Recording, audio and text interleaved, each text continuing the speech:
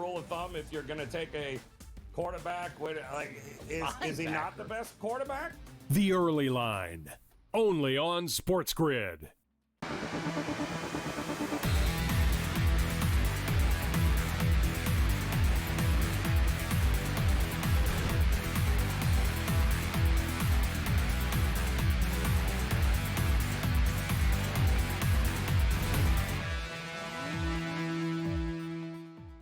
All right, welcome back in-game live at GameDay. Merry Christmas, happy holidays. Can't believe 2025 is coming to an end. 2026 will be just around the corner. Joe Raineri alongside Tom Vecchio. I don't know where the time goes, Tom. I really don't. But listen, we've got plenty of football going on here today. We had one game already in the books with the Cowboys holding on to beat Washington.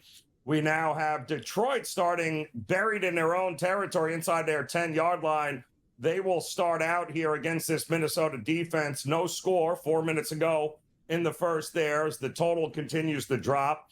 San Antonio has just gone into OKC and absolutely backhanded them up and down the court here, Tom. 9.5-point Oklahoma City Thunder favorites at home against the Spurs, who have done nothing now but, beaten them 3 times in the last 2 weeks. One for an NBA Cup, one on their own home court, and now they went into a place in the Paycom Center in Oklahoma City in which nobody seems to have any success against this team. And, Tom, they didn't just win. They dismantled them. 117-102 is the final. And the Thunder, again, 9.5 points they were laying heading into this game? Unbelievable. Absolutely. Just looking at some of these stats, the Spurs shot over 50% from the field.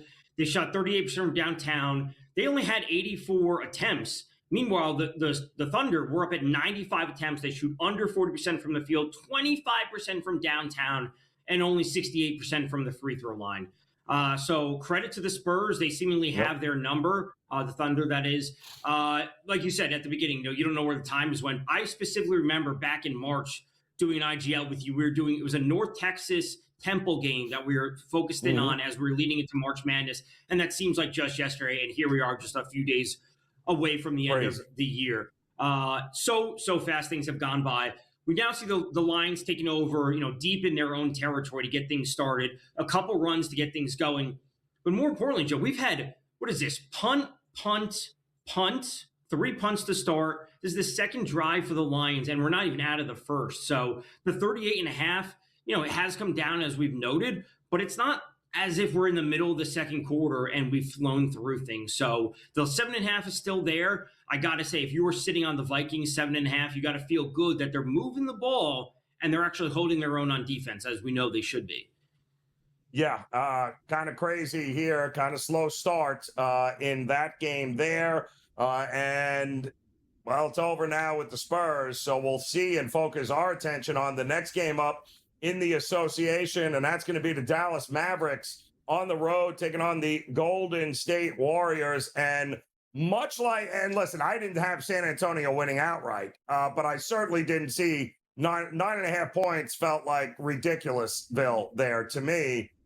8.5 points with this version of the Warriors also seems very ridiculous to me, Tom, in this situation. And I get Steph Curry on Christmas Day, but listen, can you hear me all the way back there in 2016? Because this isn't what that Warriors team is. You got Draymond Green throwing temper tantrums at his coach, walking off the court in games. That's all anybody's talking about.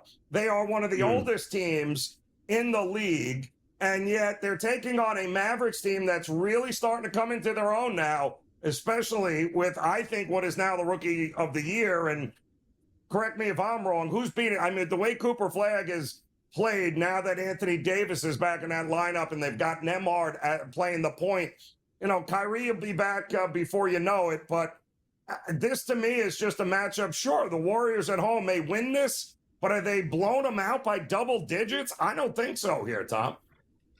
I don't think so. And when you just look at Dallas overall and you're looking at, they're 15 and 16 against the spread. How could you be looking at, they started off the season terribly.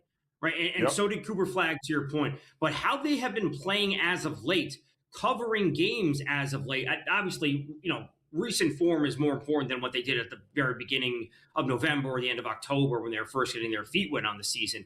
So is there too much public money on Golden State, to your point, holding on to the nostalgia that Steph Curry and the Warriors have on these primetime holiday games that has inflated this number? Therefore, we just want to be on Dallas because, A, they've been playing better, and the Warriors just factually don't deserve that kind of spread at home. I agree. And by the way, another Dan Campbell special, trying to go for it on 4th down, it looks like. And, the only problem is Detroit's at its own 15-yard line, and I don't think they got it. The fumble, by the way, on the snap, actually it wasn't 4th down, my bad. It was 1st down, but they fumbled the snap, and Van Ginkel has recovered for Minnesota, and now Minnesota takes over at the 15-yard line. So my apologies, Dan Campbell. It wasn't 4th down, although that wouldn't surprise me if you would have went for it. It was 1st down, but a botched snap, and that's it. Here we go. 10th. 3:42 to go, no score, and Minnesota now has a golden opportunity to make life very miserable for the Detroit Lions and their backers here today. We'll see if they can at least get some points out of this and don't do anything stupid.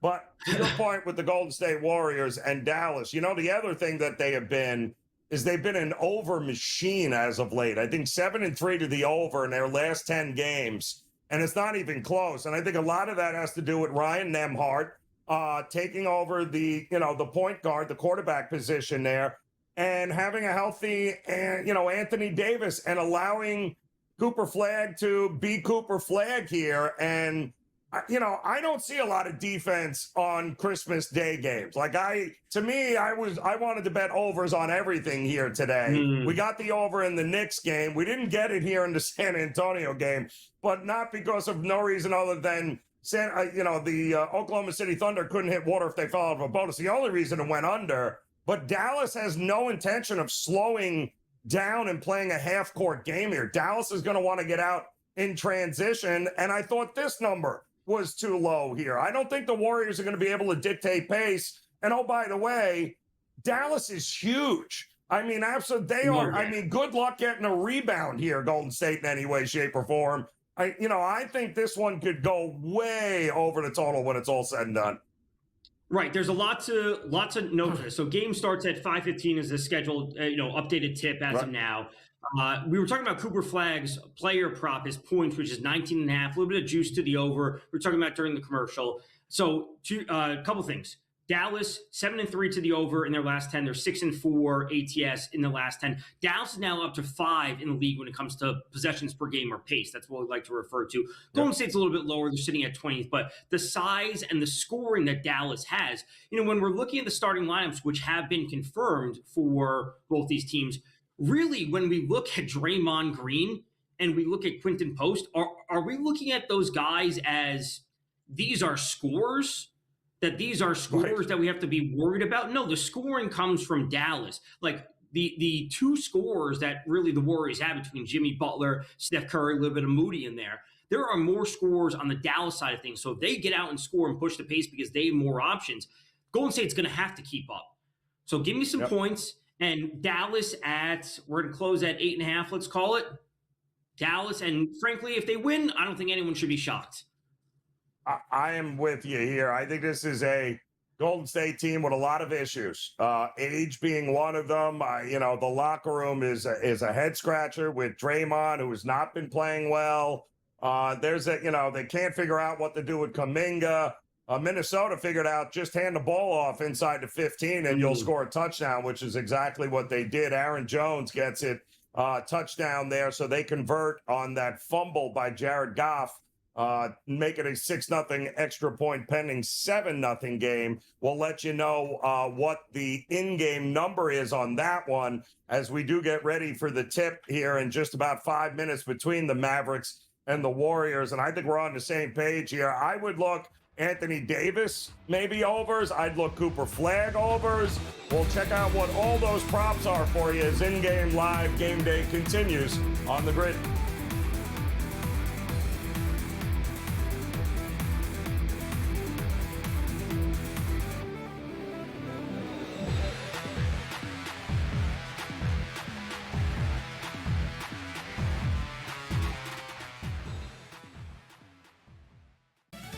The tree is set, the gifts are ready, but the real action is just getting started. What gifts do we have for you? From the first tear of wrapping paper to the final whistle, we are live. Join SportsGrid all Christmas Day for the ultimate coverage. Don't just celebrate. Somebody pinch me. Is this real? Win. Merry Christmas from SportsGrid. When did we become, so bitter that we can't accept another man's apology? We make mistakes all the time. And as a grown man, you have to say, I'm sorry every once in a while. And it's okay to say that. And the apology, I think, should be accepted. And in this case, I'm accepting it. The Craig Carden Show. Only on SportsGrid.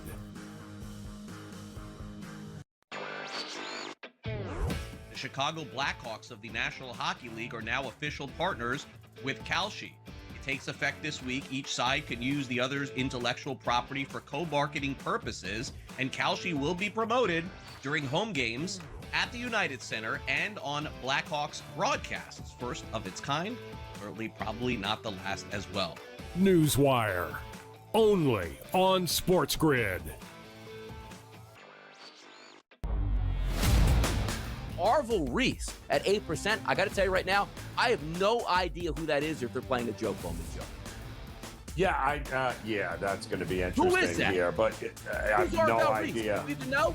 But no idea. But don't you have to pick the Heisman winner, Donnie? Isn't that like the rule of thumb if you're going to take a quarterback?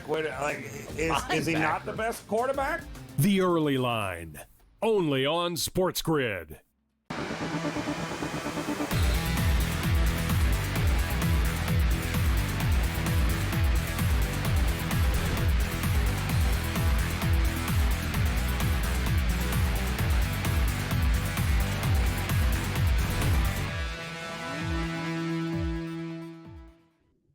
I got to tell you, Snoop Dogg, the animation in Santa's sleigh might be one of the coolest things that I've seen Netflix do as they are covering the NFL 2 games here today. Pretty funny stuff if you haven't had a chance to see it. But what's not funny is Detroit and their season basically about to get up. Welcome back in-game live game day here. Joe Raineri alongside Tom Vecchio. Happy holidays to you and yours. Hopefully, it's been a profitable day for you today. If not, don't worry.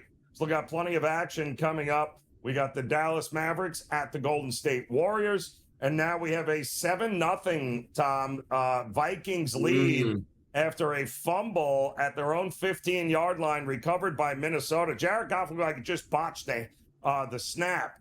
And that exchange, he kicked it around and Van Ginkel recovered it. And a couple of handoffs later, and Aaron Jones is in the end zone. And just like that, Detroit and their entire season scratching your head here. Like, come on, you've got to be better than that. That's not what you want to do. I thought there'd be a little more desperation out of this team. And I don't know that I'm seeing that right now. Do you? I'm not. They have played 3 possessions, and we have 2 punts from them. And 1 punt, 1 fumble from them. 13 yards on 4 plays, 7 yards on 3 plays. That's not the Detroit offense, that we thought would be showing up in a literal must-win game for them. Like, they need to, as we pointed out at the top, win this week, win next week. They also need help elsewhere. It's not just like, they win these games and they're in. So they need to take care of their business. They need to start breaking off the chunk plays that we know we will normally expect from them. Joe, you mentioned before that for the NBA games, you're expecting a lot of overs today. If someone didn't have any action on the other NBA games coming up to these games, as we're about to have tip now, would you bet all 3 overs on these 3 games and just hope that 2 of the 3 come through and then you just come out net positive on that? I bet all 5. As a matter of fact, I just bet straight overs. And I talked about this on the early line on Wednesday, and I had said, in fact, yesterday. My best bet at the time was the over in the Houston Lakers game because that total opened up 223.5. 223. Now, I get it if you got some question marks about whether Doncic was actually going to play in this game or not. But even if he plays, it's not like your defense gets better for the Lakers. And you've got a Houston team that's got to be pretty bent the way they just got smoked by the Clippers the other night there heading into this game. It's not been a great road trip for them. So to me, it was a dead over at that point, and now the total's up to 230, looks like what, 232 and a half, and we got it at about 228 and a half. But same thing, we talked about Dallas in this game, and you tell me in Minnesota and Denver is, the most efficient and one of the best offenses in the NBA right now with just the Joker and Murray. And I mean, that loss they just came out of against Dallas was hilarious, but they're good for $120, $125, one way or the other, Tom. And I don't see Minnesota's not the defensive team they once were. This is going to be, to me, an offensive, fireworks. Look at the total, 239. I'm not sweating out any unders for the rest of the day in the NBA. No, and that's a fair point. And, frankly, I mean, that's what the league wants to see, especially on Christmas. And especially, if we do see some of these totals, like to your point for the Houston-LA number, it's 232 now. And we got, 3 hours until tip, at least 3 hours? To see it move up another point or two with more public money, more overs coming through, people are going to be betting into that, would not surprise me. So we're just getting tipped now for Mavericks Warriors. The Lions are trying to move the ball downfield, and mercifully, we are finally done with the first quarter after about 40 minutes since they kicked off. We've had 6 drives now, and we're finally done with the first quarter. So it's only 7-0, Joe. But the total's back up to 43.5. So, points are still expected at this spot. And we got some breaking news coming in here. And I'm watching the board get lit up here on a game coming up on Saturday in the NFL. And that is that Lamar Jackson has basically been ruled out of this game for the Baltimore Ravens. And if that's the case, and I'm starting to see 4s popping up, 3.5, 4s now, as we're starting to see some Green Bay money, which, Tom, I still think is hilarious because I have no idea who's playing quarterback for Green Bay either. So the fact that at least Lamar's been ruled out at this point, and don't forget, Harbaugh and the Ravens got a pretty big slap on the wrist, a pretty big fine earlier this year for them screwing around and not being upfront about Lamar's status. This could be them getting out in front of this here, Tom, being like, listen, he's not playing. He's been downgraded to unlikely to play.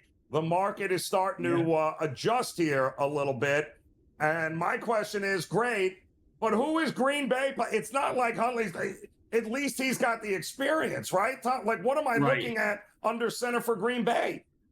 I mean, to your point of the breaking news, Schefter just tweeted. He also said that Packers are listing both quarterback Love and Malik Willis as questionable.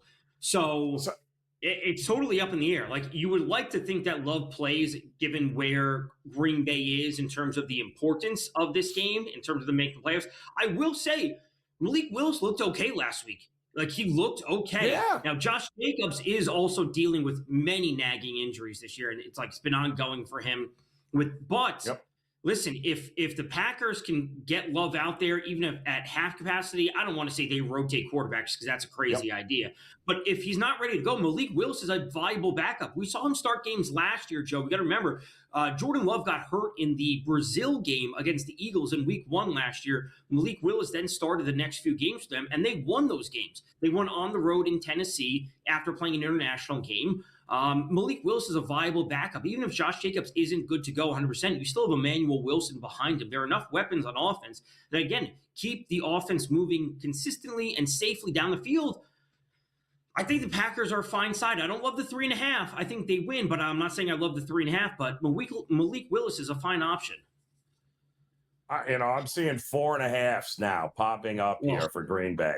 And again, we do not know who the quarterback for them is going to be. Very strange stuff right now. But Lamar, for sure, looks like he is out for Baltimore on Saturday. Also out of the playoffs, if they keep playing like this, will be the Detroit Lions, who just fumbled the ball away again. We'll have more on that as in-game live game day continues on the grid.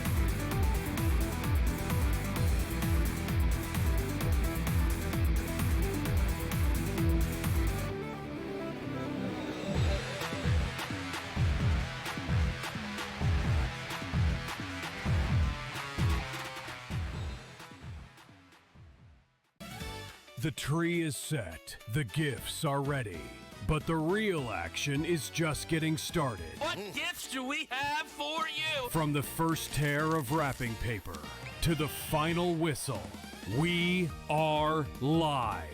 Join SportsGrid all Christmas Day for the ultimate coverage. Don't just celebrate. Somebody pinch me. Is this real? Win. Merry Christmas from SportsGrid. When did we become, so bitter that we can't accept another man's apology? We make mistakes all the time. And as a grown man, you have to say, I'm sorry every once in a while. And it's okay to say that. And the apology, I think, should be accepted. And in this case, I'm accepting it. The Craig Carden Show. Only on SportsGrid.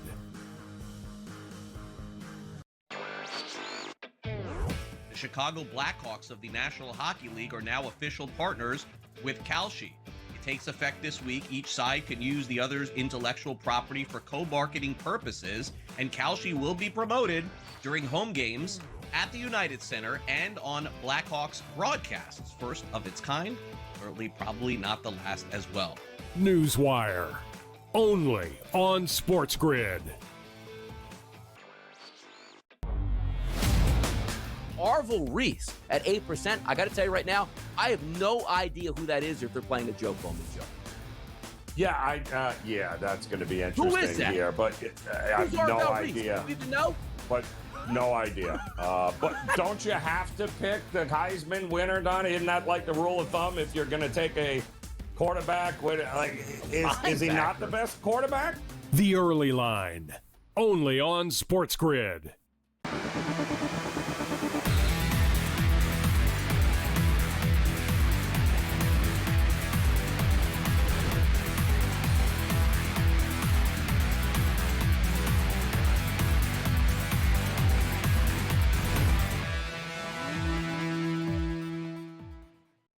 All right, welcome back in Game Live. Game Day here on Christmas Day. Happy holidays to you and yours. Joe Raineri alongside Tom Vecchio. We have got you covered here as we've got little Netflix and NFL action happening right now. Minnesota up 7-0 in the second quarter right now. 12 minutes to go. Facing a big third down here. I think third and about 15 from about midfield after a second turnover by the Detroit Lions. Not good, but this one won't hurt them. It looks like the defense gets it done. So Detroit will have another opportunity as the punt is coming, but that's two turnovers in the last couple of possessions. But more importantly, it's no points, Tom. And the other problem we have is that the punter of Minnesota, they keep getting to around midfield, and he keeps backing them inside their own 10-yard line. So they're winning the field position battle. They're winning the turnover battle, and that's a problem for Detroit on the road right now. I gotta say, this looks like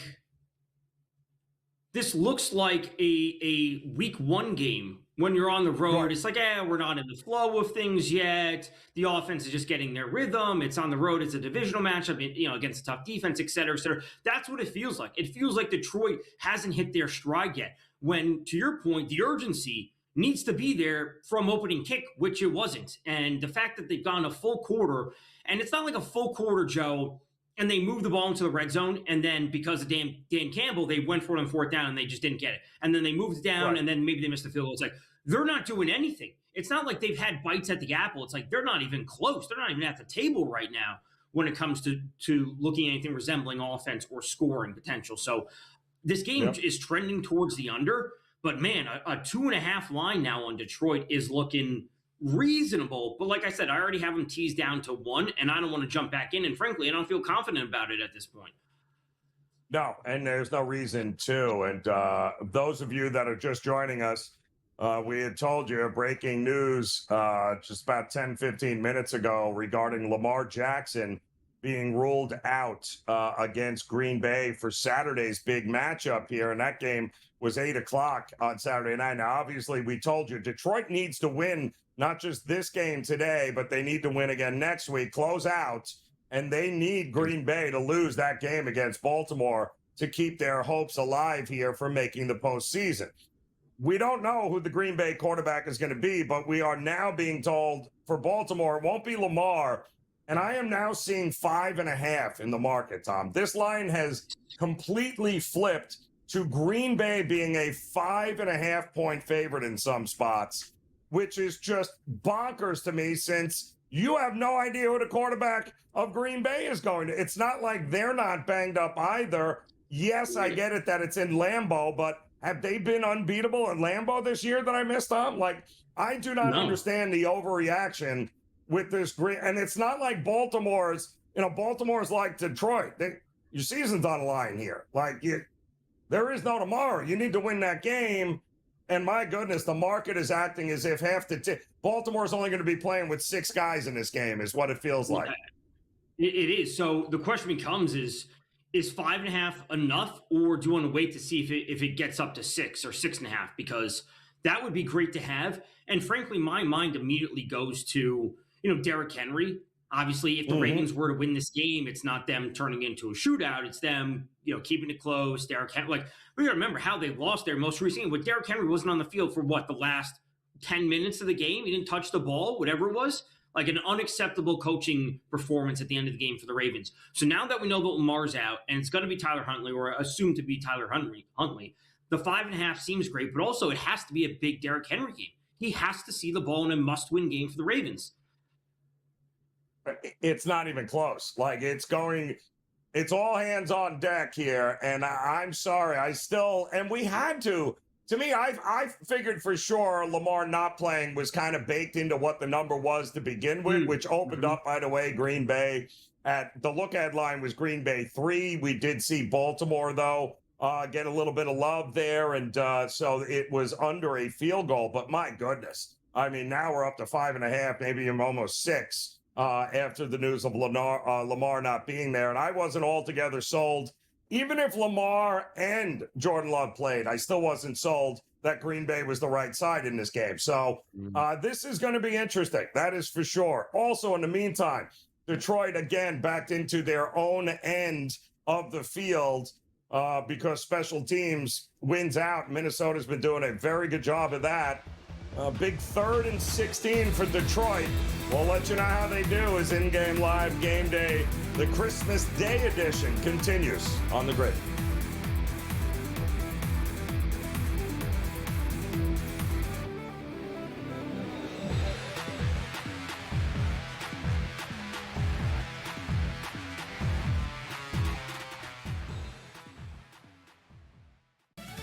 The tree is set, the gifts are ready, but the real action is just getting started. What gifts do we have for you? From the first tear of wrapping paper to the final whistle, we are live. Join SportsGrid all Christmas Day for the ultimate coverage. Don't just celebrate. Somebody pinch me. Is this real? Win. Merry Christmas from SportsGrid. When did we become, so bitter that we can't accept another man's apology? We make mistakes all the time. And as a grown man, you have to say, I'm sorry every once in a while. And it's okay to say that. And the apology, I think, should be accepted. And in this case, I'm accepting it. The Craig Carden Show. Only on SportsGrid.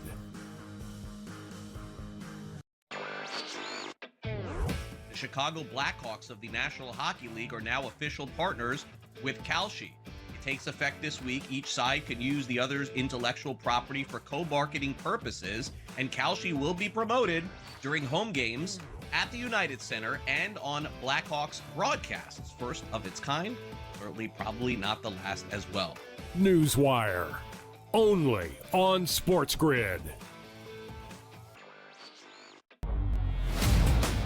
Arvel Reese at 8%. I got to tell you right now, I have no idea who that is or if they're playing a Joe Bowman show. Yeah, that's going to be interesting Who is that? here, but I have no idea. You need to know? But no idea. But don't you have to pick the Heisman winner, Donnie? Isn't that like the rule of thumb if you're going to take a quarterback? Is he not the best quarterback? The early line. only on SportsGrid.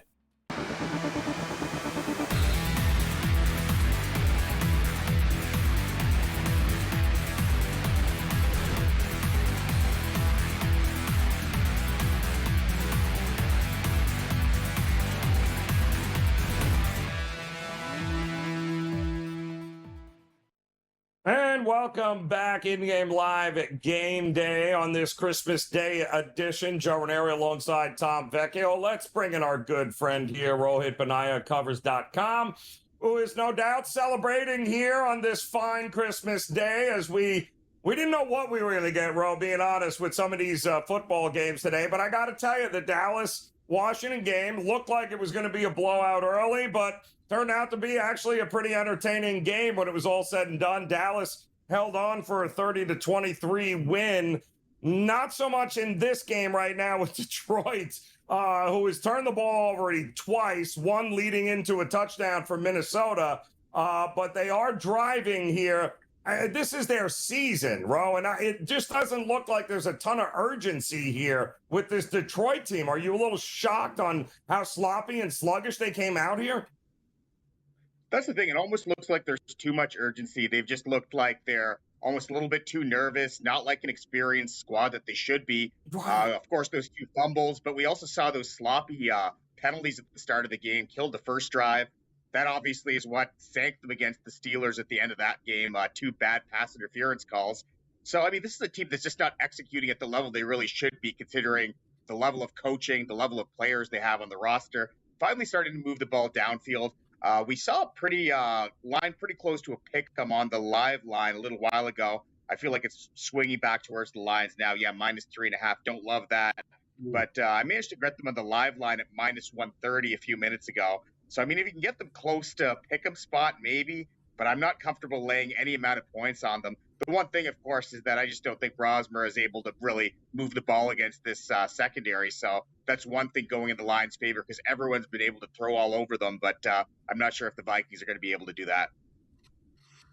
Now, Ro, where were you coming into this game? Because the 7.5 felt a little tough. I certainly didn't like that. I used the Lions in a teaser to get them down to -1. But what were your expectations for them coming into this game, along with the total? Because we're down to 37.5 now, which it seems pretty light. Yeah.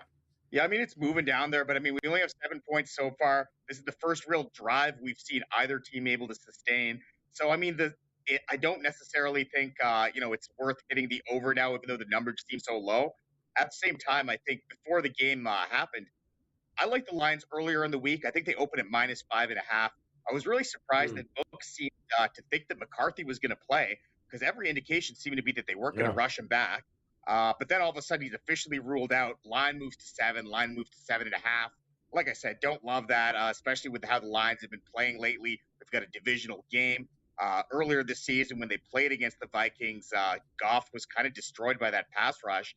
So, I mean, there's a lot of reasons to not want to lay that many points with the Lions in this spot, but I do think they get the win here because really their backs are against the wall and they need to get it done. And I do think, playing against a quarterback like Brosmer is the perfect opportunity for them to at least get a win. If they don't win this one, expect an absolute dog shit game from them next week because they're going to be completely already mentally checked out. So hopefully we see some fight for them. They should win this game. I got that. So far in this drive, they are now in the red zone, but that's 3 conversions on third down, 3rd and 15, 3rd and 16, 3rd and 9. And here they are just outside the 10-yard line. We'll see if they can get the points on the board. I don't know where the hell the points are coming from in the next game, Ro. Denver, I mean, I had to look twice if you're going, wait a minute. Kansas City, they're in Arrowhead, and they're getting how many? 14? 2 touchdowns in Arrowhead. When is the last time we've seen that, Ro? But it's warranted because I don't know what the hell you're going to get offensively from Kansas City. Do you? Yeah, I mean, this is one of those tough ones. I mean, I have no idea what to expect either. I mean, Watkins going to have at least a full week of practice this week as opposed to, coming off the bench as Gardner Minshew's backup last week. So I think we do see a little bit of a better performance from him, hopefully. At the same time, I mean, this Broncos defense, for the most part, is phenomenal. Last few weeks, they've shown some flaws. So, maybe they managed to get something done, but I don't really see it. This is a really tough spot to bet the spread, though. I really, that number just off the 2-touchdown number. I think there's some props where you can get some value in this game, though. So that's kind of what I've been zeroing in on this game. Big one, of course, Travis Kelce. Of course, we've got no Rashee Rice for Kansas City. We know that those inexperienced quarterbacks love to throw to those security blanket receivers, tight ends, running backs, that sort of thing. And the number for Kelce opened at like 35.5 yards, something crazy like that. Had 91 yards against the Broncos earlier this season. Broncos are a bottom 10 defense against tight ends. So a lot of reasons to like Kelce, besides the fact that this might be his last home game at Arrowhead Stadium. So you might get a really big effort from him here. So I like Kelce in this spot. Another one I like is if your book has any defensive props, some of these Broncos guys to get a sack. I think a lot of value here. One of the overlooked markets I find a lot of the time with inexperienced quarterbacks is them to get sacked. They tend to take a lot of sacks. Their processing isn't there. They're not used to the speed of these NFL defenses. Broncos, of course, lead the NFL in sacks. Zach Allen right now, he's about plus 150 to get a sack. So that's half a sack or more. And, plus 150, plus money at that for the guy that leads all defensive linemen in the NFL in pressures. That's pretty good value. So I like some of those plays and the player props. But as far as the spread goes, it's a weird one for me. I think I'm staying away from that number. If we flip over to tomorrow, we were talking a little bit during the break about the Ravens and just the news with Lamar. He's listed as doubtful, not expected to play. It's probably going to be Tyler Huntley. But also on the Packers side of things, they're listing both Jordan Love and Malik Willis as questionable. Where are you on this game? Because the 3.5s moving to 4.5s, as we've seen with this news, changes things. But to your point, as we spoke about the Lions being up against it, the Ravens are also up against it, and they need a win tomorrow night.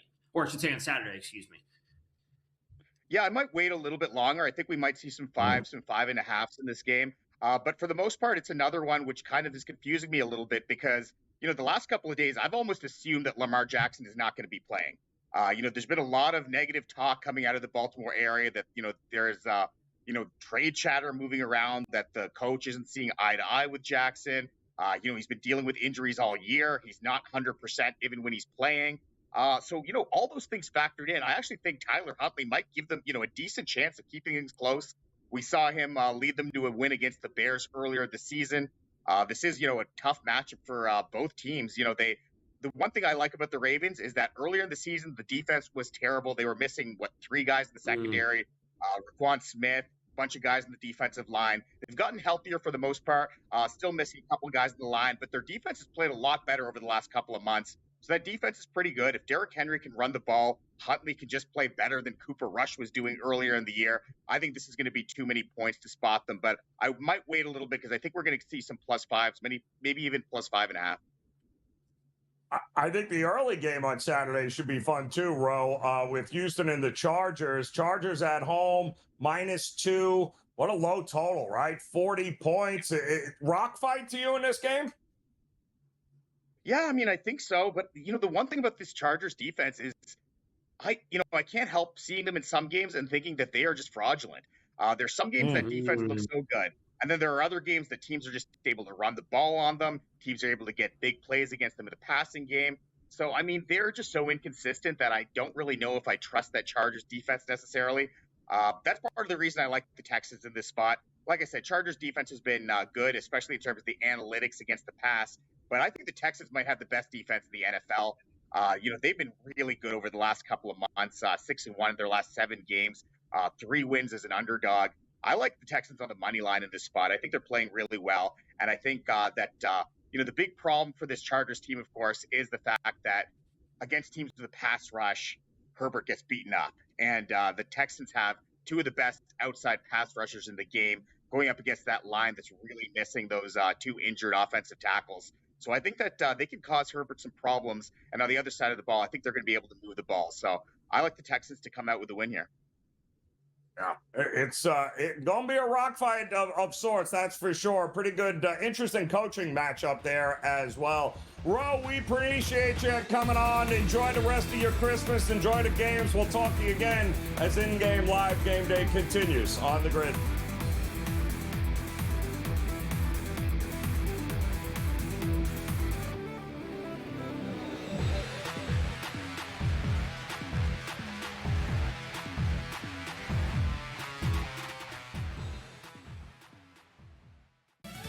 The tree is set, the gifts are ready, but the real action is just getting started. What gifts do we have for you? From the first tear of wrapping paper to the final whistle, we are live. Join SportsGrid all Christmas Day for the ultimate coverage. Don't just celebrate. Somebody pitch me. Is this real? Win. Merry Christmas from SportsGrid. When did we become, so bitter that we can't accept another man's apology? We make mistakes all the time. And as a grown man, you have to say, I'm sorry every once in a while. And it's okay to say that. And the apology, I think, should be accepted. And in this case, I'm accepting it. The Craig Carden Show. Only on SportsGrid.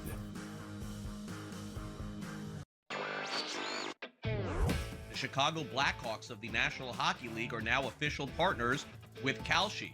It takes effect this week. Each side can use the other's intellectual property for co-marketing purposes, and Kalshi will be promoted during home games at the United Center and on Blackhawks broadcasts. First of its kind, certainly probably not the last as well. Newswire. Only on SportsGrid.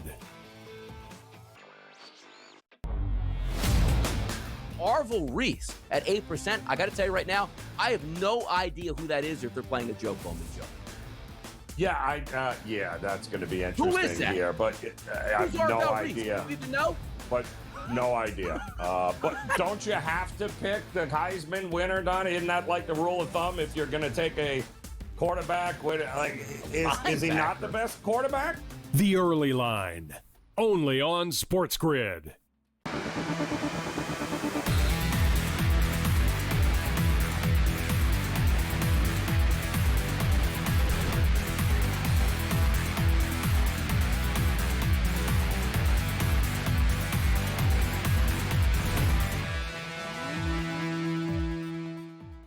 All right, welcome back in-game live game day on this Christmas day. Joe Raineri alongside Tom Vecchio.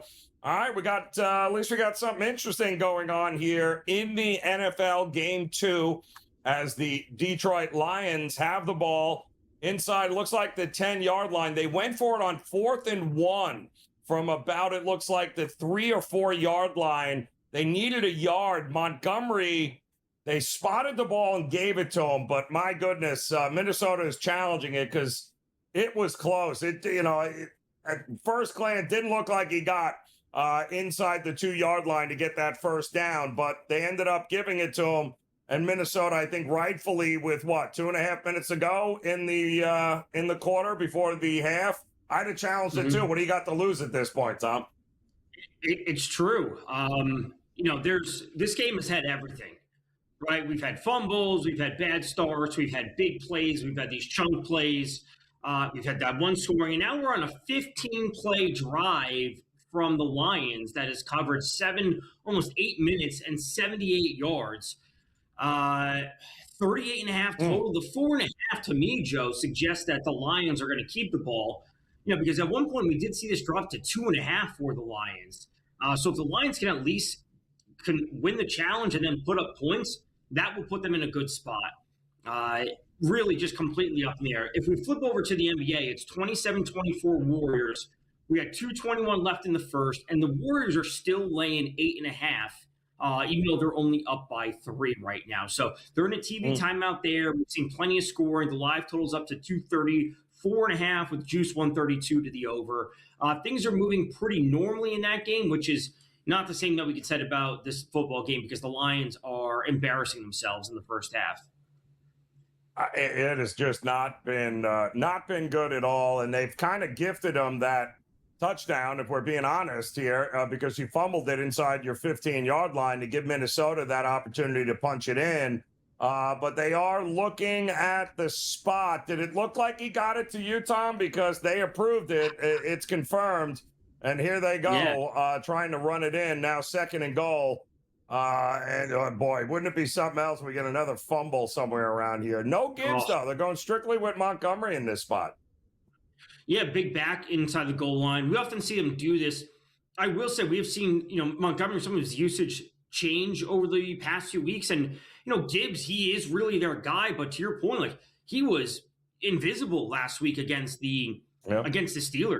Like, nothing from him. He did score the receiving touchdown, I believe, but nothing on the ground from him. So they really need him. We're going to hit the 2-minute warning here. So we had all that commotion, the challenge. They come back, they run the play. Now we're back to another commercial timeout. Joe, 16 plays. This is on this drive alone. They've had more plays on this drive than they had on the other 3 drives combined in the first half. So credit to the Lions for actually putting something together, but you need to convert. You need to convert for a touchdown, because this is a unique double dip spot where if they score here, they get the ball to start the third. Yep. This is a huge spot right now here. And the 2-minute warning, second down. So we'll see how it goes in that one there. But 7-0 here is that in-game total still down to about 36.5 in that one.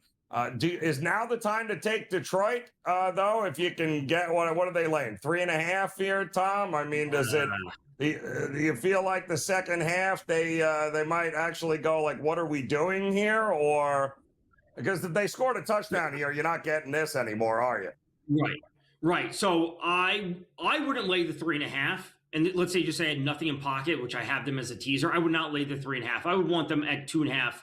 Or better. I would not lay it over a field goal. I have enough issues with them covering numbers to begin with. I don't want to be past the key number. Now, I will say the propensity for Dan Campbell to go for it on fourth and go for 2-point conversions does give you a little bit of wiggle room to cover a 3.5 that other teams may traditionally not, but I still wouldn't do it at this point. Yeah, well, it's they got 2 minutes here. We'll see if they can get some points at least and not a turnover, which would be great in that one there. So we've got 7-0 there. We do have, of course, one more NFL game here tonight on Amazon Prime. That'll be the Denver. I mean, my goodness, when you think about the Broncos and where they started and where they are now, could very well lock up the number 1 seed in the AFC, which is crazy. But they travel to Arrowhead to take on a Mahomes, just everything list Kansas City Chiefs team. And the market wasted no time. The look-ahead line in this was, it wasn't much, but now it's 13.5. So no Gardner Minshew as the backup, no Patrick Mahomes. And now we're dealing with a guy that is, he was a draft pick. Was it South Dakota State? One of those. Nobody's ever heard of him. To his credit, though, he had to come in right in the second half of that last game, and he wasn't terrible, but what are you going to do against this Denver defense here in this one, Don? That's the big question mark. I think it's just going to be the RJ Harvey show. Like, hand it off and then just be like, let's go. We're just going to run it down your throat and play power football, and let's see where it goes from there. I think that's the easiest way to look at it. We were talking during the break.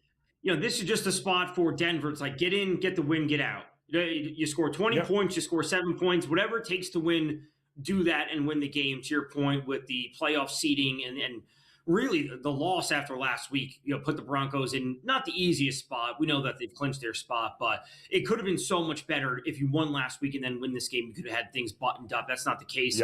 RJ Harvey, 14.5 rush attempts. It's juiced -130 to the over. His rushing yards is only 54.5. If you told me he had 14 carries or 15 carries, he should be able to get to 55 yards, even though this Chiefs defense is good. I'm not sure how much effort they're going to be putting out there anymore. You like to think that they want to play spoiler as well. Maybe they cover, but it's got to be RJ Harvey. I agree. And now we've got a 4th and goal because Detroit somehow lost yardage on that third down. It's just amazing to me, Dan Campbell and a play calling here. And once again, is Gibbs anywhere around? Because I haven't seen him. No. Just not good. 4th and goal. Will they or won't they get it? Come on back. We'll let you know here as in-game live game day continues on the grid.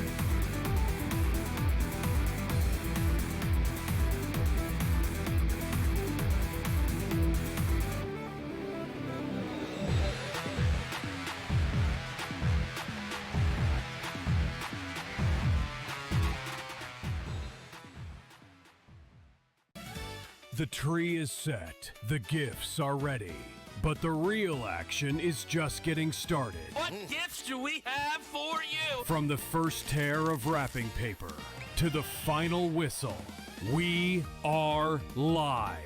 Join SportsGrid all Christmas Day for the ultimate coverage. Don't just celebrate. Somebody pinch me. Is this real? Win.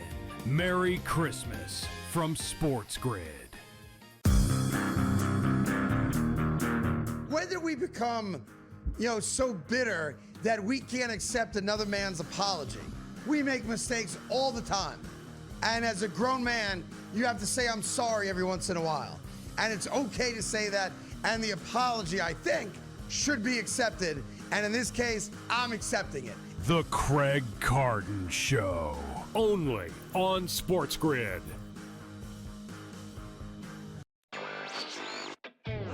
The Chicago Blackhawks of the National Hockey League are now official partners with Kalshi. It takes effect this week. Each side can use the other's intellectual property for co-marketing purposes, and Kalshi will be promoted during home games at the United Center and on Blackhawks broadcasts. First of its kind, certainly probably not the last as well. Newswire. Only on SportsGrid. Arvel Reese at 8%. I got to tell you right now, I have no idea who that is or if they're playing a joke on me, Joe. Yeah, that's going to be interesting Who is that? here, but I have no idea. Do you even know?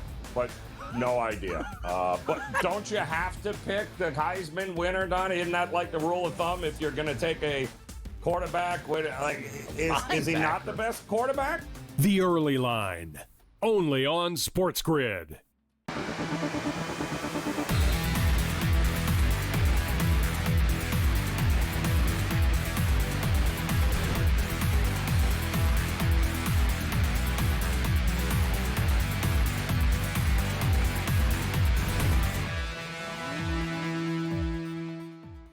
All right, welcome back in-game live game day here on this Christmas edition. Happy holidays to you and yours as we look to close out this hour together. Joe Raineri alongside Tom Vecchio. Well, it took them forever. I think, what was it, 18 plays, over 10 minutes, 4th and goal, and they finally scored the touchdown. So Detroit, 19 plays, rather, 80 yards and over 10 minutes to get it done. So 7-7, still a minute to go here in the second before the break. In game now, we're seeing 37 and a half, maybe 4.5 as Detroit laying 4.5 here in a tie game. But my goodness, that was laboring to have to watch that. And if you're the Minnesota Vikings defense, how many more 3rd and 15s are you going to allow them to convert here, Tom? Right, and that's what I wanted to bring up. It's like they had multiple third downs, multiple long third downs that were required, along with a challenge, along with the 4th down convert. There were so many things that required Detroit to get down the field to get into scoring position. So it's a 4-yard pass from Goff to Isaac DeSlaw for that. They're on the board 7-7.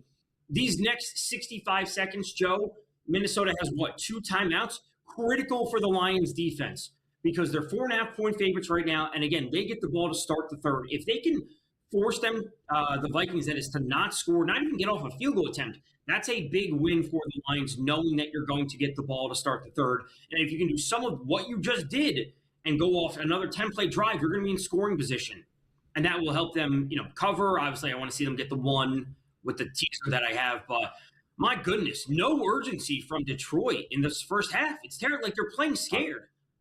Yeah, it feels like that, right? It really does look like that. Now we're going to see what Minnesota is going to do here. I mean, they might as well just chuck it up and see if you can't get Justin Jefferson in there to get it done. But they've got 1:05 to work with. We'll see if they can at least get it into field goal range, to your point, and maybe take some momentum into the locker room. In the meantime, in the NBA, things just defensively broke down for Dallas as Al Horford came off the bench.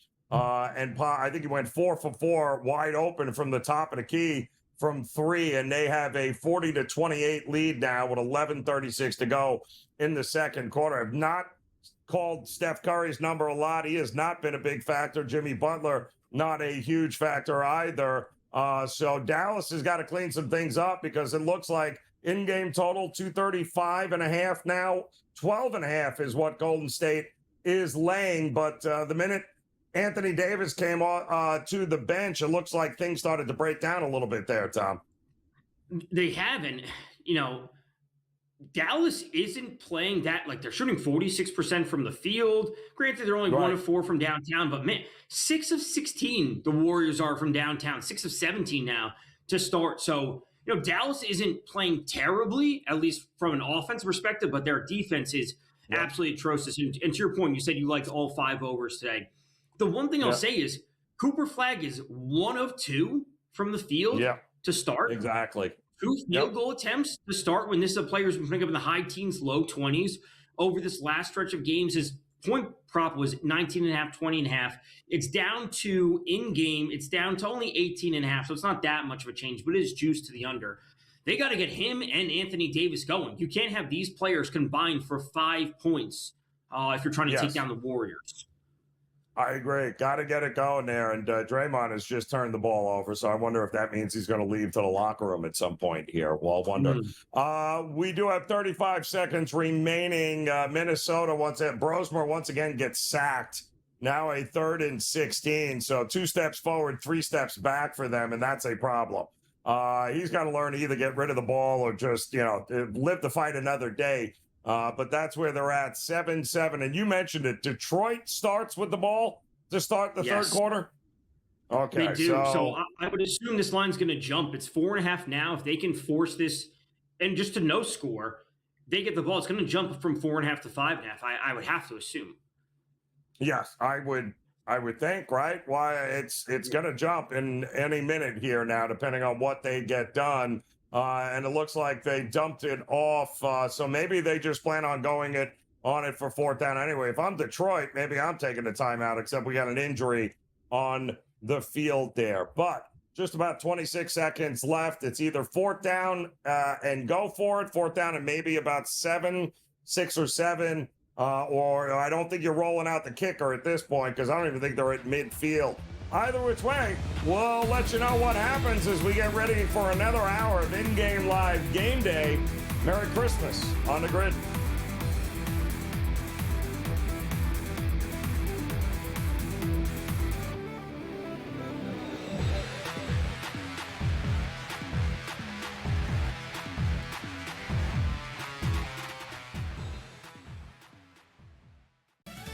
The tree is set, the gifts are ready, but the real action is just getting started. What gifts do we have for you? From the first tear of wrapping paper to the final whistle, we are live.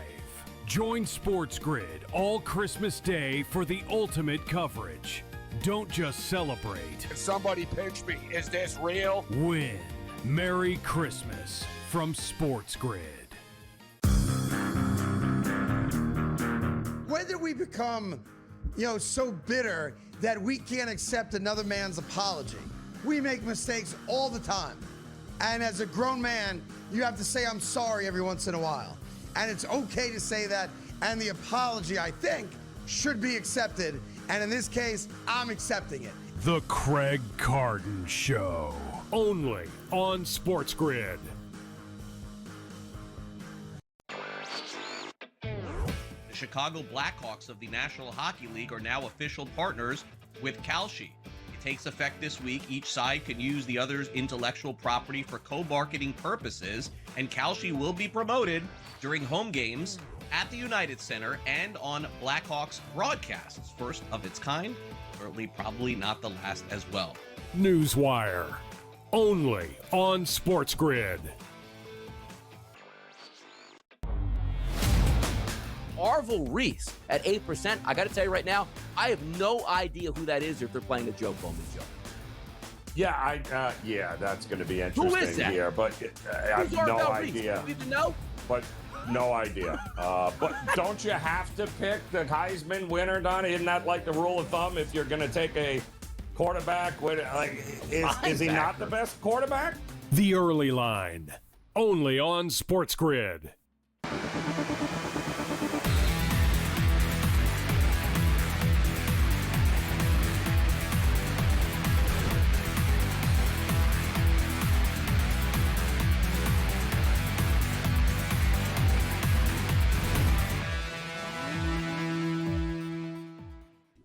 And welcome in-game live game day here on the SportsGrid Network. Merry Christmas and happy holidays to you. Joe Raineri alongside Tom Vecchio as we have got one NFL game underway, one NBA game underway, and we got much more coming up as, yes, there will be a little late NBA action, but currently Golden State's 40, Dallas 34 with 9 minutes to go before halftime in that one. A nice little comeback here by Dallas to lock it down a little bit and cut that lead to 6. And we also have Houston at the Lakers coming up. And Tom, to me in that one, I'm still seeing Lakers getting to 2.5. The total is 232.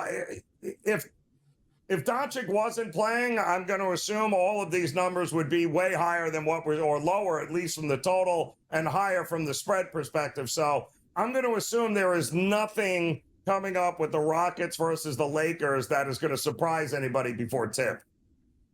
No, anything that I have seen, there's nothing suggesting that he's not going to play, which is important. And to your point, it wouldn't be 2 points if he wasn't going to play. It would be a few points higher in terms of spread, a few points lower in terms of the total. We should be expecting that. 40 to 36 in this one. Good comeback to your point with Dallas, and they're just getting it done. Like the scoring is really spread out. We have a few points from Davis, Washington, Marshall. Still only the 2 points from Cooper Flagg. We are approaching halfway through the second, and he still only has 2 field goal attempts. They're getting good bench scoring. Klay Thompson is knocked down one shot to start, but it's really all over the place from the Mavericks. And meanwhile, for the Warriors, I'm looking at this, I'm like, okay, Steph Curry's got 5 points. Jimmy Butler has 3. How are the Warriors winning this game? And it's all to Al Horford, as you said in the last time. He's coming down and knocking down all these threes, which you'd think that the size on Dallas would be able to check him on that and not allow him to step out to the top of the key, or I should say the top of the 3-point and knock down those threes. So we're dealing with an in-game now that continues to jump a little bit. Nothing too crazy, 234.5. It's still 8.5 points, but Mavericks giving us a shot.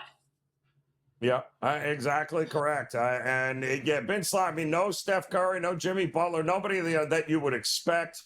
We thought Anthony Davis for sure and Cooper Flagg might steal the show, but that's not happening yet. So we'll have to keep an eye out as Cooper Flagg, I think, just turned the ball over. Not great, but we'll see what's going to happen in this one. We are at the break, 7-7 with Detroit and Minnesota. And in-game number now, what are we seeing for Detroit, who, by the way, takes the opening kick here to start the third quarter? Are we back up to 6 now? 5.5, 6, Tom? What are we seeing?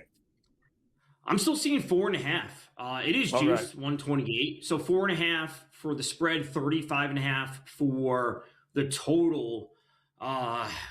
This is still where it should be. I will say if Detroit puts together another drive such as that number is going to go right back to the original number at 7 or 7.5, which is important to know if you're looking to jump on Detroit live. Now is the time to do so. If you want to get on Minnesota, you could wait to see if Detroit scores, which would be great. And then you get a bigger number for Minnesota. I will say if you want to back Detroit, there's a reason to wait. You want to buy into the Minnesota defense stepping up and not having one of those long drives. And then all of a sudden you'll get Detroit at 2.5 or 3 instead of 4.5. Yeah. And listen, it's big opening possession here. Minnesota's defense has been, what was the time of possession, I think, in that first half? Because that 19-play, 10-minute drive, and next thing you know, Minnesota's defense is out there, it felt like, for almost the entire second quarter alone. And it feels like, unfortunately, Minnesota's gotten some quality field position here, thanks to special teams and turnovers. But for the most part, 16 minutes to 13 to 17 minutes, maybe to 13 minutes, somewhere in that ballpark there. That's a backbreaker, that drive. Absolutely, really by is. Detroit. Some of these, I mean, 119 total yards by the Lions compared to 36 for the Vikings. The Vikings are down at 1.6 yards per play on what is this, 23 total plays and 1330 Yep.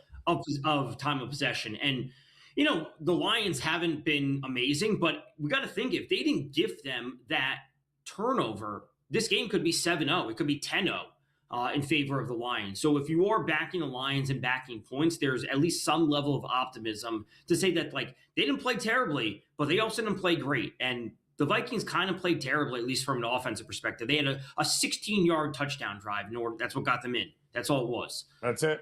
Yep. And it's funny, 6 of 8 for Brosman for 27 yards, but okay. Are we seeing Aaron Jones hurt for the second half too as well? Or we oof.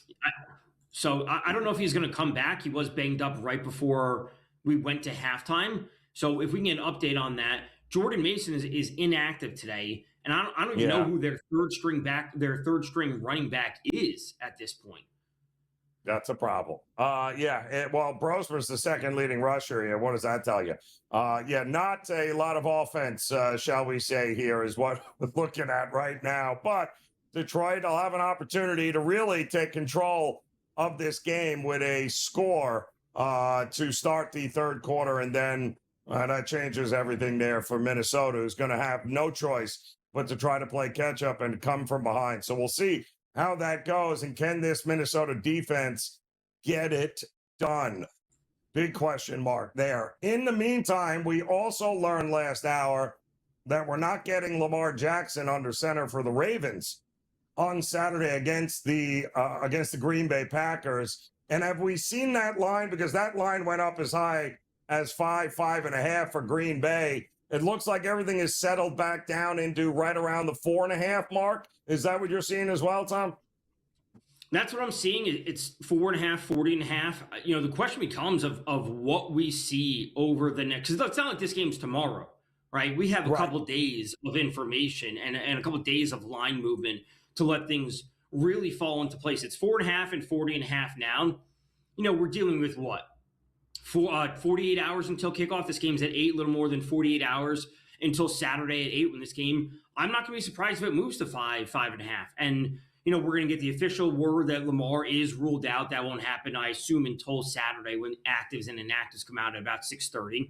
But if we get clarity, more importantly, on the Packers quarterback situation, they're both being listed as questionable now, but there's still 2 more days for this to happen of like, okay, Jordan Love actually clears concussion protocol, putting him in line to start. Some news like that will make the line move to 5 or 5.5. Yep. Well, it's time will tell here. Like you said, we at least got another 24 hours beforehand that we can figure out what's going to happen. In the meantime, what a shocker. Anthony Davis is now, I don't know, hurt himself again, and he's somehow questionable to return for the Dallas Mavericks because, of course, he is. He's Anthony Davis. I thought they were trading him. Was I mistaken there? Like, what's going on with that? Time for him to go. And Cooper Flagg's still just 1 of 3 in the game. Yeah, if they want to trade Davis, I'm not going to be surprised if they want to do that. Yeah. But Davis is in line for an extension next year, which I believe can put him in the $50+ million per year. And I don't know what team wants to take that on, more importantly. So they want to trade him, but no team is going to take on a veteran, often injured player, give up assets to get him and then have to pay him a boatload of money. No, I think Dallas just kind of has to bite the bullet with this one and keep him, pay him something. Yeah, you got to get something. Like something's got to happen here today. I mean, something, because the guy can't come in and play 7 games here, miss 2 weeks, come back and play 6. Like, come on, Anthony Davis, you're kidding me. By the way, it's not like Steph Curry. I think his prop was 28.5 maybe points, and I think he's only got 8 today as well. So we'll have more for you, though, as in-game live game day continues here on the Grid.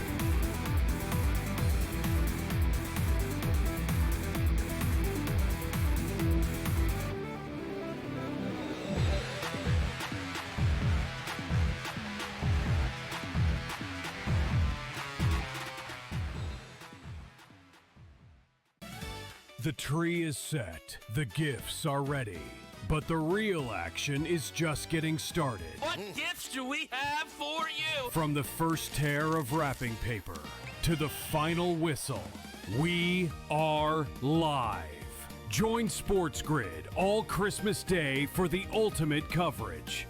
Don't just celebrate. Somebody pinch me. Is this real? Win. Merry Christmas from SportsGrid.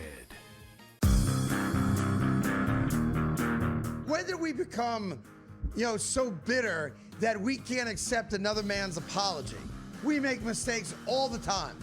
And as a grown man, you have to say, I'm sorry every once in a while. And it's okay to say that. And the apology, I think, should be accepted. And in this case, I'm accepting it. The Craig Carton Show. Only on SportsGrid.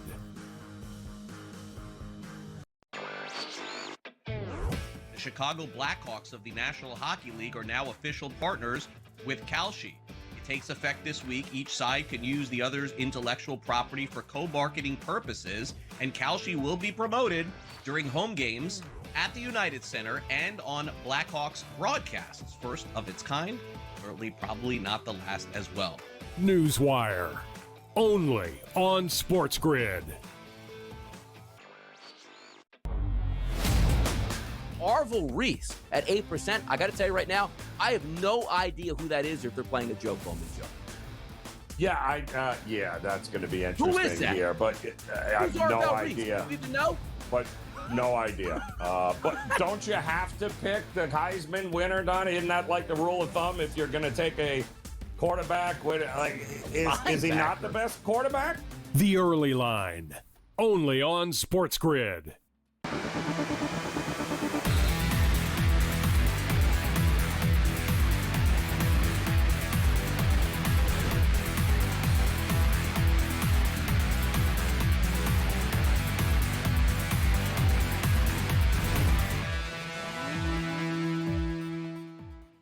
All right, welcome back in-game live at Game Day here on the SportsGrid Network on this Christmas Day. Welcome in, Joe Raineri alongside Tom Vecchio. Hope it's been a fun and profitable holiday for you here as we're going to do our best to try and point you in the right direction. Currently, we've got the NFL at the break, game number 2 of the 3-game Christmas Day slate. With Detroit, Minnesota, not exactly high scoring, but a 7-7 game right now as we are awaiting the end of the Snoop Dogg halftime show, which looks all sorts of fun right now. And this game is in Minnesota, a whole lot of fun there. But once that's over, Detroit will start with the ball in the third quarter. We did get to watch at least an entertaining game earlier with Washington and Dallas there, Tom. Did you like Dallas in there? I mean, I don't know who they had. Josh Johnson, I think, another guy off the scrap heap. We're down to like third and fourth string guys on teams who have nothing to play for, which always make this time of year a little interesting. But I got to tell you, they were at least competitive in the second half, and it ended up, 30-23, and they did have a chance to tie that game up. We could have got extra meaningless football today. Yeah, certainly interesting game is one way to put it. I was on another teaser. I brought Dallas down, brought the total down, and then took the over. So, I got through, I'm not going to say comfortably because Washington really did push back there, especially late in the game. They did put up some points, which made it a little bit sweaty. But good for Dallas for bouncing back after last week. Even though they do have nothing to play for, we still want to see the players out there putting up good performances. Again, 7-7 at halftime at this one. The one thing I will note as we were approaching the last break, Luka Doncic officially listed as available to play, and Anthony Davis headed to the locker room. So, we are coming up on halftime in this game. We have what is this clock show for Dallas, and we have 4:30 or so left on the clock. So I assume we'll keep him there to halftime, evaluate Davis. If you're backing the Mavericks as we are, you'd like to see him back out there, at least doing something on offense. Cooper Flag really needs to get things going. But the Luka news is huge, and we'll get official starting lineups in, just a little bit before this game. Yeah, it's bonkers. We got turnovers everywhere. We got fouls coming all over the place. It's like, my goodness. And where is Cooper Flag? when you need them here, son. On a Christmas day, you gotta make a name for yourself. You got to do something here, but he hasn't done a whole heck of a lot outside of turn the ball over, and that appears to be the end of it. But he did get fouled, and it looks like the whistles are not a whole lot of foul shooting going on right now. They're kind of letting them hack away at these guys. I don't know if that's advantage Golden State or not, given the size differential that we're seeing, certainly on the backcourt here. But it is at this point, a 13-point game, although it looks like Dallas just keeps turning the ball over. 59-46. Are we looking good on the overplay, at least? Because it feels like everything is stopped to a crawl here at this point in the second quarter. It really has. 234.5 for the total still, 236. It's jumping up a little bit. Dallas is shooting 51% from the field. Like, this is crazy. This is 50. Now, granted, they're only 1 of 4 from downtown. They've only taken 4 3-point attempts, which is rather interesting. But you have two teams that are shooting 52 and 44%. This game should be trending massively to the over. Now, I would like to see more consistent scoring on a Cooper Flag. Obviously, the Anthony Davis injury shakes things up when it comes to the Dallas offense. But, man, they should be getting out and scoring, knowing that they need to keep up. Considering, what does Steph Curry have, 8 points still? 8 points still. Steph's 1 of 6, and his prop was 28.5. So the fact that they're up by this much and Steph's not doing the heavy lifting, not a great sign for the Mavericks, but it is a good sign for the over. Yeah, so we've got, and it looks like Cooper Flag has decided finally to get involved in this game, and he has to. Like, I don't understand what choice he has, given the fact that, Anthony Davis is now nowhere to be found. So we'll see what his status is going to be, but 63-50 is the score right now. We still got about 2 minutes to go in the first half, and now it's 63-52. So Cooper Flag looks like he is starting to feel it and get involved in this game. So, which is good news, because we thought he'd be better on his prop points, too. 19.5 is what we saw him on the prop market. Yeah. And I mean, he had 3 points through the first quarter and a half, which wasn't looking good, but it appears that he is, looks like he's moving back up the board here right now. He is. His live total is up to 22.5. So if you have a pregame number of 19.5 or 20.5, I saw it at a couple different places, you're at least trending in the right direction. And you would also like to think that if Anthony Davis is out, they just got to keep feeding Cooper the ball. Like, get him back up into the mid-teens and low 20s when it comes to field goal attempts. He's only got 8 so far, so he would be on pace for, getting to, let's call it 17, 18 attempts. If you can get a couple more to close out the half. But, man, 69-54 at this point does help the total. But I thought the Mavs were going to be in this game the entire way. Yeah, I mean, it just doesn't mean you can't exchange 2s for 3s all the time. I mean, at some point, you got to start they're getting whatever they want in the paint. Golden State's just letting them to the bucket. But that's the problem is 3 is more than 2. So 69-54 right now with about a minute and a half to go. And Steph Curry sitting there with only 1 made 3, which just tells you that everyone else here on Golden State, just no defensive effort from the Dallas Mavericks to cover the perimeter at all.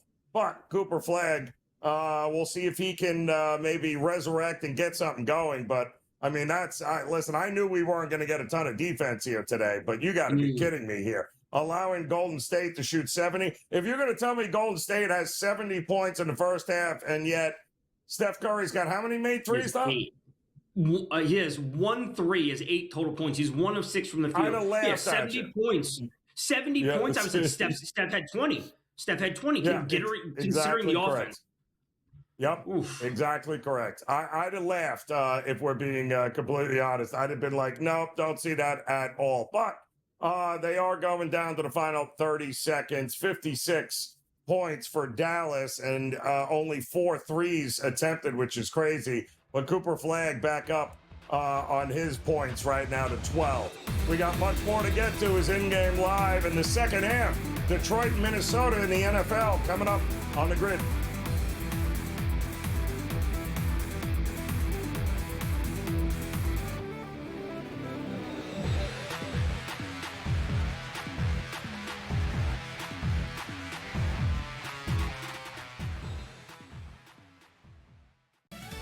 The tree is set, the gifts are ready, but the real action is just getting started. What gifts do we have for you? From the first tear of wrapping paper to the final whistle, we are live. Join SportsGrid all Christmas Day for the ultimate coverage. Don't just celebrate. Somebody pinch me. Is this real? Win. Merry Christmas from SportsGrid. When did we become, so bitter that we can't accept another man's apology? We make mistakes all the time. And as a grown man, you have to say, I'm sorry every once in a while. And it's okay to say that. And the apology, I think, should be accepted. And in this case, I'm accepting it. The Craig Carden Show. Only on SportsGrid.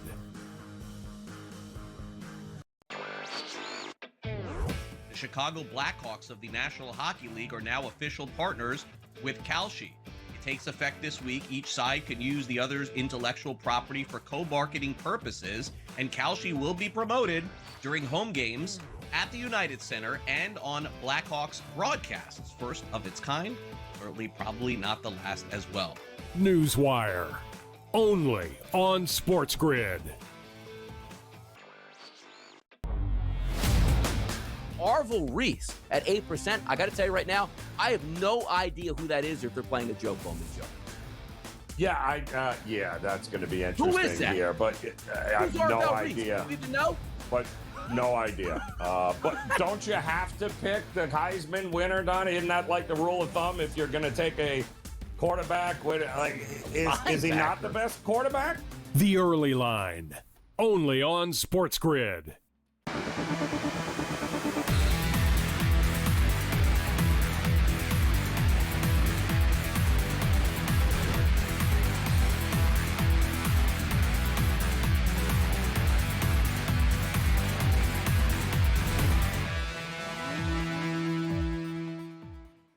All right, welcome back in game live game day on this Christmas. We certainly wish you and yours a very happy and safe holiday. Hopefully it's been a profitable one for you. If not, we're getting ready for the second half here between the Detroit Lions and the Minnesota Vikings. Joe Raineri and Tom Vecchio along for the ride with you here today. And Detroit opening up the second half tied 7-7 with their season on the line essentially here, Tom. And we've been outside of that one drive in the second quarter, which was 19 plays, a little over 10 minutes to go 80 yards. And they got helped by, third and 16s, third and 15s they converted, third and 9s. The Minnesota defense just could not get off the field.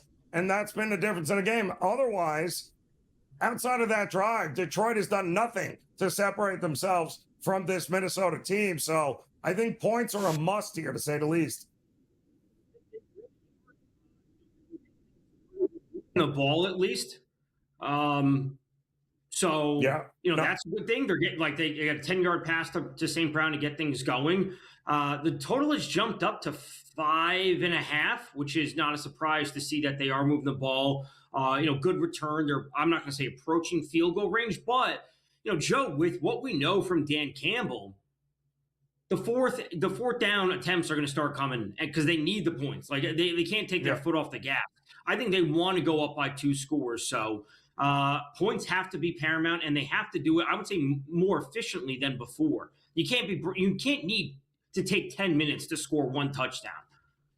Yeah. No, you can't in any way, shape, or form here. So they're going to need to figure some things out. And, Gibbs has kind of been MIA again. I haven't seen him a whole lot, right, Tom? I mean, we know that he has struggled a little bit, but it feels like it's been the Montgomery show. Is Gibbs hurt or something? Because it feels like the only person I've seen run the ball is Montgomery for the most part here. Gibbs is 10 for 28 on the ground, which is a little bit surprising. It doesn't feel like he's had 10 attempts.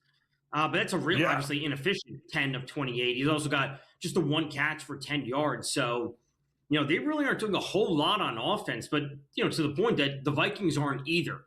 So if they can just keep moving the ball, it would help them. But man, being methodical is great, but also, being a quick strike offense, knowing that Max Brosmer can't score on the other side is also important. I agree.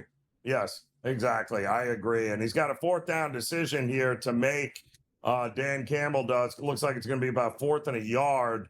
And he's not punting in any way, shape, or form here. So 4th and 1, Minnesota thought they had a stop at the goal line last time, but did not. And well, we'll see. So far, 2 for 2, Detroit on 4th down. Let's see if this Minnesota defense can man up here and get it done. If not, the drive's going to continue, although I don't know if there's flags. And, oh, boy, false start for Detroit.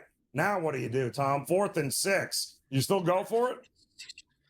4th and 6 from the 48-yard line or so. That's what it looks like. Oh, man. 47, I would punt it almost. Like, you held them scoreless, essentially. Like, Minnesota has yet to put together a complete drive. They scored the touchdown because of the fumble. They got the ball on the 16-yard line. And granted, most offenses should be able to punch in a touchdown if you get it first down at the 16-yard line. But outside of that, the Minnesota offense hasn't proven anything that they can sustain in a 70-yard drive in order to score. So I would punt it, and you got to come out and score next time for the Lions. You got to score a touchdown. Yep. Yeah, you absolutely do. And now it looks like a punt. It is. Minnesota will start on their own 14, tied up at 7 apiece. It just feels like, even if Detroit, if Gibbs is not a big part of this, your home run threat is non-existent. I don't see them ripping off an 80-yard touchdown against this Vikings defense. So everything has got to be, it seems, very slow and methodical. Should we just pull the trigger on another under here? I don't know how we're getting points in this game, Tom, without it being, again, 10-minute drives to try to go 80 yards. I'm seeing 31 and a half. And frankly, after doing so many of these primetime games with Brady, all these low-scoring Sunday night games, I don't even know if we get to 31 points. If you have a pregame under, congrats, because that's a great ticket to have at this point. If you have a pregame under, I don't know if we're getting to 25. We would need a 24-10 game? I don't even know if that's possible. That's correct. It's not possible. I don't think we're getting there. We'll have more for you as in-game live game day continues on the grid.